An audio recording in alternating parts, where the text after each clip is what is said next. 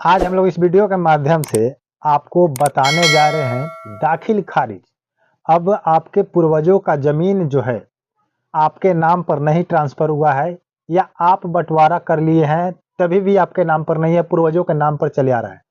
तो पूर्वजों के नाम से कैसे अपने नाम पर ट्रांसफ़र करवाना है और किन-किन बातों का ध्यान रखते हुए कराना है, उसी के विषय में आज हम लोग कुछ पॉइंट जानेंगे जिसको हम लोग यहाँ पर लिख कर के रखे हुए हैं आपको बताने के लिए। तो इन पॉइंटों को अगर आप अपनाते हैं तो आपके जितने भी पैतृक संपत्ति है और परदादा के नाम पर, दादा के नाम पर जमाबंदी चलते आ रहा है और आपके नाम पर दाखिल खारिज अभी तक नहीं हुआ है, अपने नाम पर ट्रांसफर नहीं हुआ है, आप बंटवारा कर भी लिए हैं और कोई नहीं भी किया है, उस सभी जानकारी इस वीडियो के माध्यम से मैं आपको बताने जा रहा हूँ। इसलिए आपसे रिक्वेस्ट है कि अगर इस चैनल को अभी तक सब्सक्राइब नहीं किए हैं तो सब्सक्राइब अभी कर लीजिए, क्योंकि सब्सक्राइब करने में आपको कोई जाता नहीं है, कुछ रुपया नहीं लगता है, समय भी नहीं लगता है, ये कुछ सेकंड में आप बटन दबा सकते हैं और हो सकता है। और एक जब लाइक दबा दीजिएगा तो लाइक हमारा क्या होता है, मोटिवेशन होता है, जिससे हमें खुशी मिलती है और काम करने की ऊर्जा ताकत मिलती है। तो आपसे बस इतना ही रिक्वेस्ट है कि चैनल को अभी सब्सक्राइब कर लीजिए और हमारे पुराने अगर सब्सक्राइबर देख रहे हैं तो उनको हमारे दिल से धन्यवाद है। चलिए बात करते हैं कि अगर आपके बाप दादा परदादा का जमीन है तो अगर आपके नाम पर कराना होगा तो बहुत लोग हैं कि आपसी सहमति से बंटवारा करके आप बोल रहे हैं, जोत रहे हैं, उसको आबाद करके रखे हुए हैं, लेकिन बहुत लोगों को पता नहीं है, बो रहे हैं लेकिन उनको पता नहीं है कि उनका खता क्या है, खसरा क्या है, उस जमीन का नंबर क्या है, कुछ पता उता नहीं है। तो वैसे सिलसिला लेकर के बहुत लोग परेशान हैं और अपने नाम पर नहीं कराए हैं। तो अब आपको नया नियम लगा दिया गया है, जो सरकार के माध्यम से नोटिस जारी किया गया है और तुरंत ये काम आपको चालू होने वाला है। तो इसलिए आप लोगों को ये वीडियो पूरा देखना होगा, पूरी बात सुनना होगा। आपका 7 पॉइंट है, अगर इस 7 पॉइंट को सुन लेते हैं तो इन 7 पॉइंट के द्वारा आप अपना काम करा सकते हैं। चलिए बात करते हैं। सबसे पहले नंबर 1 बात आपका है कि मोबाइल या साइबर, यानी कि दोनों से काम कर सकते हैं। आप अपने अगर चाहते हैं कि मोबाइल से कर ले तो मोबाइल से भी कर सकते हैं या किसी साइबर कैफे में जाके करा सकते हैं, ये दोनों आपकी सुविधाएं उपलब्ध होगी। सेकंड नंबर में बात करेंगे, सेकंड नंबर में बात करेंगे कि संयुक्त या बंटवारा के अनुसार, अगर आपकी मन है, आपके भाइयों का मन है कि नहीं हम लोगों का संयुक्त जमाबंदी ही रहे, संयुक्त दाखिल खारिज हो जाए और एक ही नाम चले, तो वैसे भी करा सकते हैं। या आप अगर चाहते हैं कि नहीं हमारे दादा परदादा का जो चीज है हम लोग सभी भाइयों के नाम पर चला जाए, अलग अलग चला जाए, तो उसके अनुसार भी आप करा सकते हैं आपके नाम पर, अपने नाम पर। लेकिन कैसे, अगला पॉइंट सुन लीजिए। उसके लिए आपको अगर संयुक्त अगर कराते हैं तो मृत्यु प्रमाण पत्र आपको लगा देना होगा और वंशावली पत्र लगाना होगा।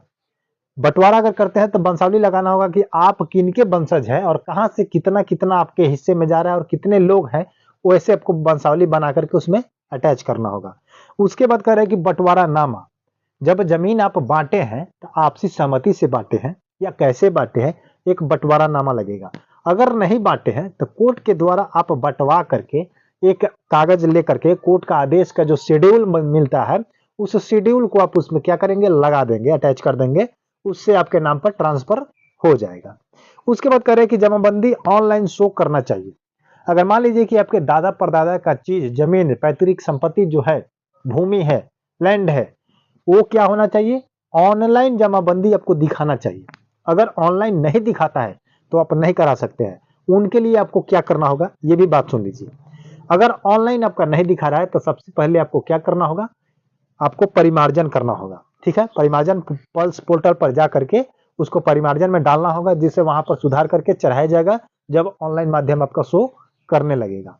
बिना परिमार्जन का शो नहीं कर रहा है तब तक ले आप अपना बंटवारा और दाखिल खारिज आसानी से आप नहीं करा सकते हैं, आपके नाम पर होगा ही नहीं, क्योंकि आपका जो संपत्ति है शो करने नहीं, नेट पर नहीं करेगा। तो सीओ और डीसीएलआर कहीं आप दे दीजिए, वीडियो वीडियो सीओ कहीं दे दीजिएगा, तो शो नहीं करेगा, तो फिर नहीं करेगा, कहेगा कि संपत्ति दिखाई नहीं दे रहा है, ऑनलाइन शो नहीं कर रहा है, तो किसके नाम पर है कि आप उनके वंशज है या नहीं, प्रूफ तो दिखाएगा नहीं। इसलिए आपको परिमार्जन पल्स करना पड़ेगा।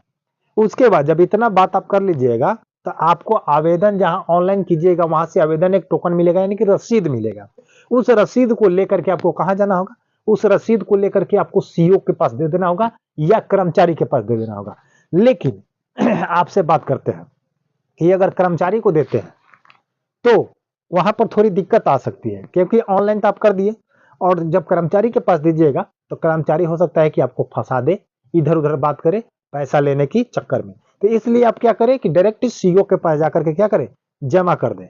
सीईओ के पास जब जाएगा तब वहां पर आपका कार्यक्रम शुरू हो जाएगा। अगर कोई प्रॉब्लम आती है तो सीईओ आपको सूचित करेगा, रिजेक्ट करेगा या क्या करेगा वहां से आपको पता चलेगा। अगर वहां से नहीं होने वाला होगा तो आपको डीसीएलआर के पास जाना होगा।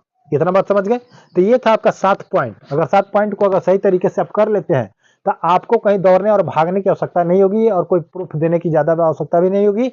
और इसी प्रूफ के सहायते आप अपने पूर्वजों का संपत्ति अपने नाम दाखिल करा सकते हैं। बंटवारे के अनुसार अलग अलग या संयुक्त फैमिली के किसी एक सदस्य के नाम पर भी करा सकते हैं, इसमें कोई दिक्कत नहीं होगी। तो ये आपका था नोटिफिकेशन। फिर मिलते हैं किसी नेक्स्ट वीडियो पर, लेकिन जाते से जाते याद दिला दें कि अगर चैनल को सब्सक्राइब नहीं किए हैं तो चैनल को सब्सक्राइब करके वीडियो को लाइक करके एक कमेंट जरूर कीजिएगा कि आप मेरा वीडियो कहां से देख रहे हैं। फिर मिलते हैं किसी नेक्स्ट वीडियो में, तब तक के लिए जय हिंद,